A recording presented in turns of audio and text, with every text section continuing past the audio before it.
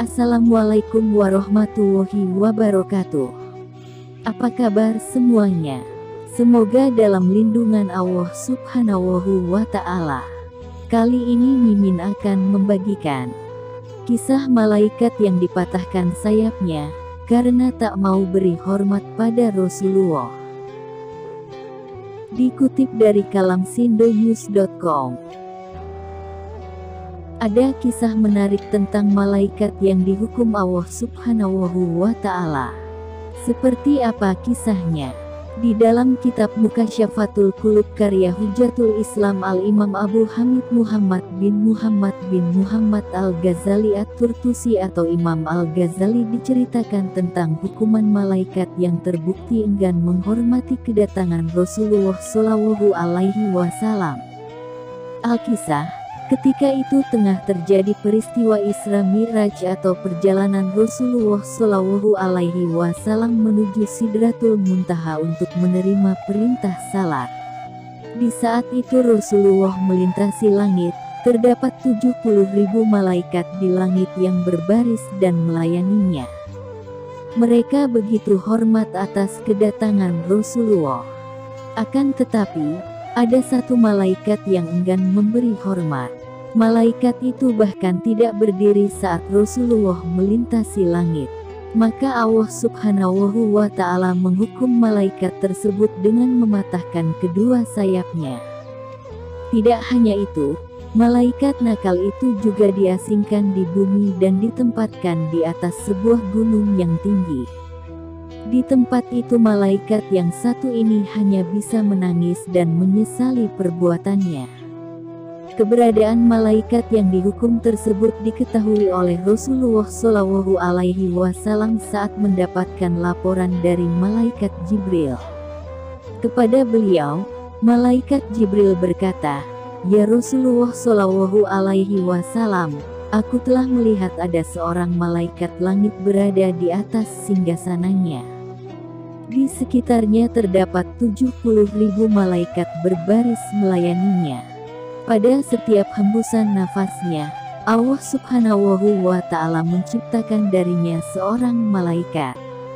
Dan sekarang ini kulihat malaikat itu berada di atas gunung Ka'af dengan sayapnya yang patah dan sedang menangis."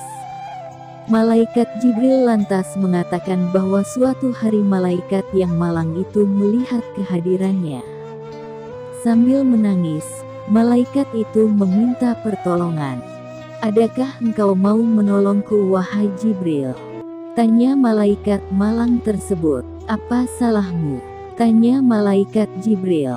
"Ketika aku berada di atas singgasana pada malam Isra Mi'raj, lewatlah padaku Muhammad, kekasih Allah Subhanahu wa Ta'ala. Lalu aku tidak berdiri menyambutnya dan Allah menghukumku dengan hukuman ini, serta menempatkanku di sini seperti yang engkau lihat." Jelas malaikat malang itu yang terus-menerus menangis dan menyesali perbuatannya.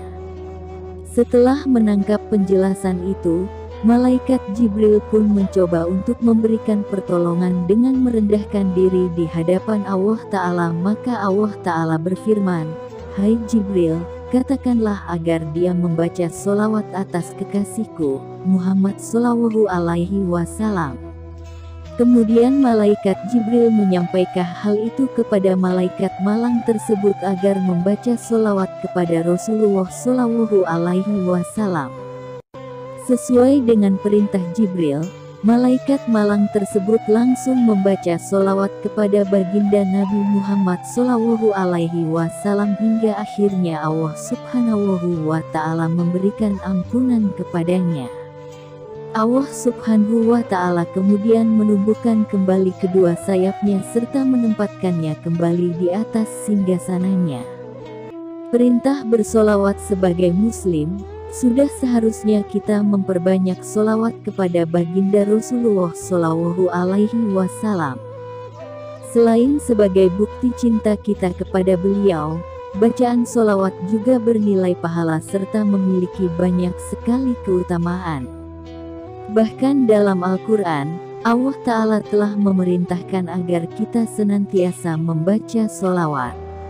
Allah Ta'ala berfirman yang artinya, Sesungguhnya Allah dan malaikat-malaikatnya bersolawat untuk Nabi Shallallahu Alaihi Wasallam.